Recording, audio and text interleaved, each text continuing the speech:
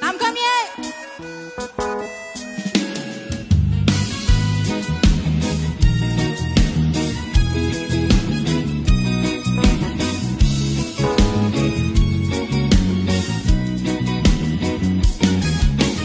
Ngày tổ mèo mù tông đắm cái xa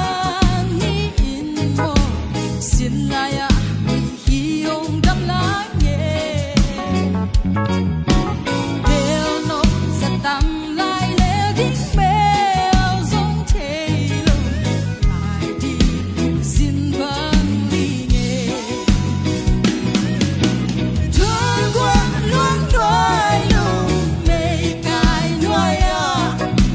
khen thế lâu mai mít xua đê mít si thâu vai là khổ không chim toàn lâu xin đang qua má em toàn lâu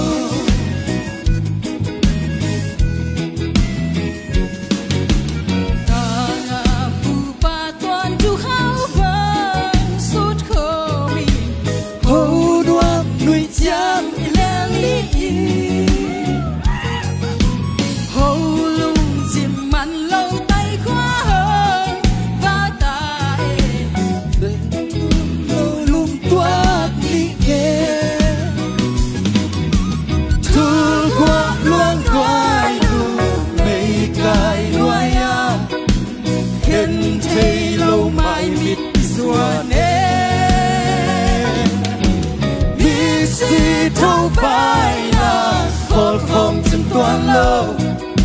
xin đang qua má em toàn lâu làm cơm đi.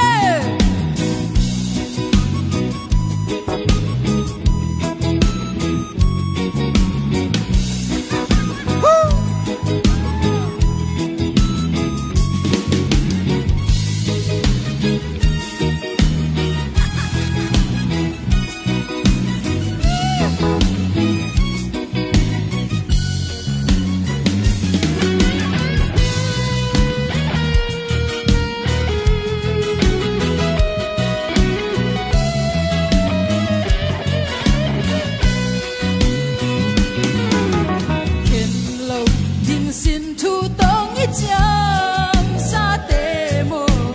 đi kêu xin lại à tham đến em thu qua luang nhìn giống hông thích bi qua nhìn cha về noa sol băng hay ta đi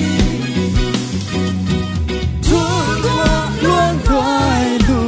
mây cài nuôi à khen thấy lâu mai mít xua nè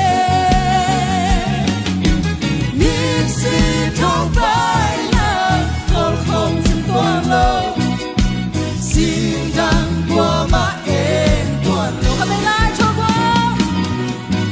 thương qua luôn đôi đủ mây cài nuôi à khen thấy lâu mai mít xua nè phải là khổ không chim toàn lâu